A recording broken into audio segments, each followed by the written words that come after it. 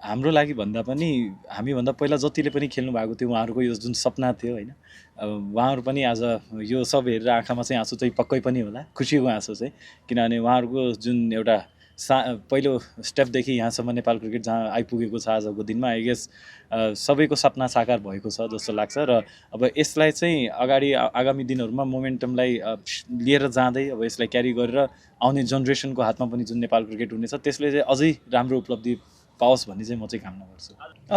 एकदम च्यालेन्जिङ थियो सुरुमा, किनभने अब टस एकदम म्याटर गर्छ साँझको गेममा। प्लस टस हार्ने बित्तिकै पनि अब हामी चाहिँ कन्फिडेन्ट थियौँ कि यदि we post some good total on the board हाम्रो लागि जब चाहिँ इजी हुन्छ बोलर्सहरूको लागि।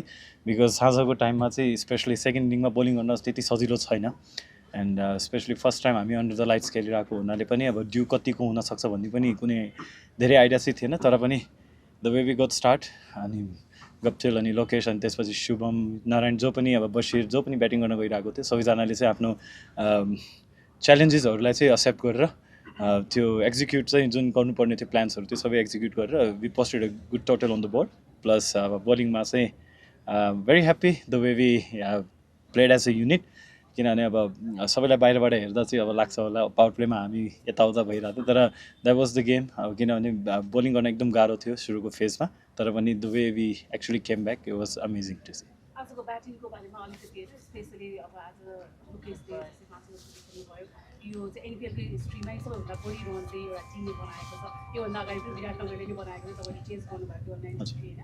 त्यो हिसाबले आजको ब्याटिङ लाइनअप तपाईँहरूको ब्याटिङ लाइनअपको बारेमा नै अलिकति आई गेस एकदम राम्रो लाग्छ मलाई। जसरी म आफै एउटा यङ्स्टर भएको नाताले चाहिँ कस्तो लाग्छ भने अब एकजना एक्सपिरियन्स क्याम्पेनर जुन चाहिँ टिममा छ, प्लस त्यसपछि एउटा यङ्स्टर जो चाहिँ किन छ आफूलाई प्रुभ गर्नको लागि, दुईजनाको जुन एउटा तालमेल त्यहाँ मिलिरहेको थियो। एकजनाले आफ्नो एक्सपिरियन्स सेयर गरिरहेको छ अर्कोसँग, र त्यो एक्सपिरियन्सलाई छिटै ग्यादर गरेर त्यसलाई इम्प्लिमेन्ट गर्नु एकदम आफैमा ठुलो कुरा हो। र लोकेशले जसरी आफूलाई प्रुभ गर्दै आइरहेको छ, आई गेस मलाई चाहिँ अझै पनि लाग्छ कि उसको बेस्ट चाहिँ अझै आउन बाँकी नै छ र यही टुर्नामेन्टमा पनि आउँछ र एज ए टिम हामी योभन्दा पनि राम्रो गर्छ जस्तो लाग्छ।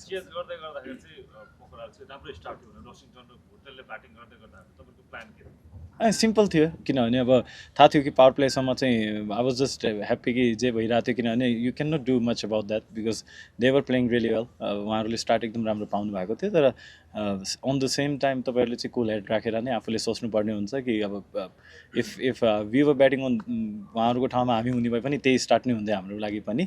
किनभने बोलिङ गर्न गाह्रो थियो त्यो फेजहरूमा, तर त्यसपछि गेम जुन थियो एक्चुअल गेम चाहिँ त्यहाँबाट स्टार्ट भयो।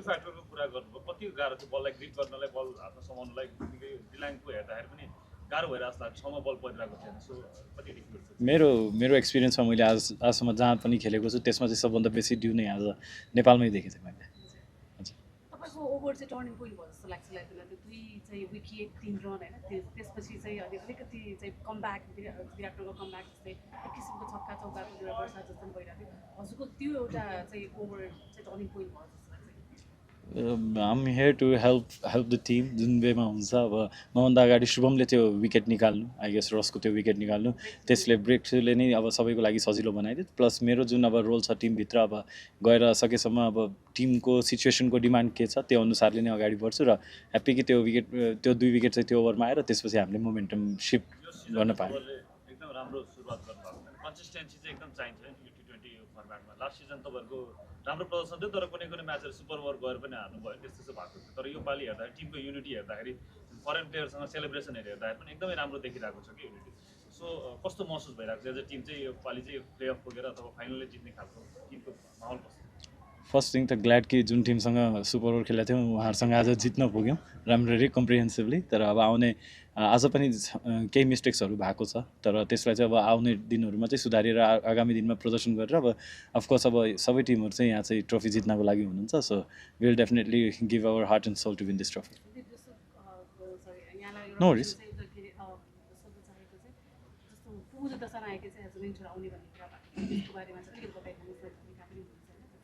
अब we are still in talk. अब युएस बोर्डको हामीले के भन्छ अनुमति पाउनुपर्ने एकदम जरुरी नै छ। उहाँ चाहिँ त्यो टिमको हेड कोच भएको नाताले पनि।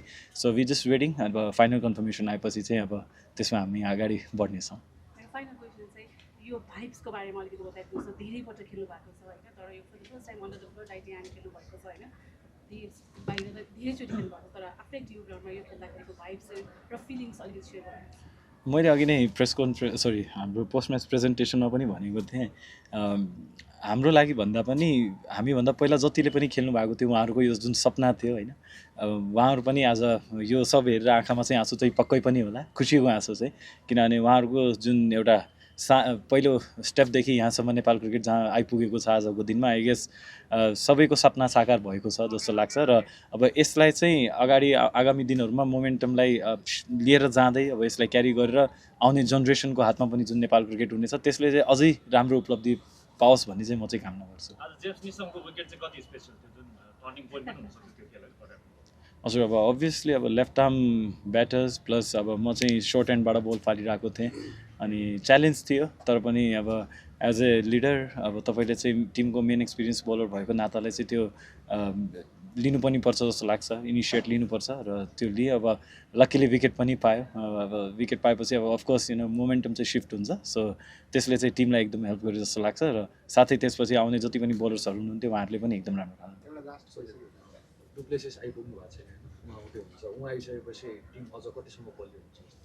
टिम अलरेडी बलियो पनि छ, प्लस उहाँको उपस्थितिले अब झन् थप ऊर्जा हामीलाई चाहिँ पक्कै पनि दिने नै छ र साथै उहाँको एक्सपिरियन्स जुन छ, अब आज जसरी गुप्टेलको एक्सपिरियन्स हामी सबैले हेरेको छौँ, त्यो कुराहरूले चाहिँ एक्सपिरियन्स चाहिँ हामीले गेम हेर्नको लागि मात्रै होइन कि गेम सिक्नको लागि पनि उहाँहरूले चाहिँ के एक्स्ट्रा गरिराख्नु भएको छ त्यो हेरेर हामीले आफूलाई चाहिँ कसरी इम्प्रुभ गर्ने as a team, as a unit, as a player, individual, हामी मात्रै होइन कि अरू टिमहरूले पनि त्यो एउटा राम्रो सिक्ने मौका हुन्छ।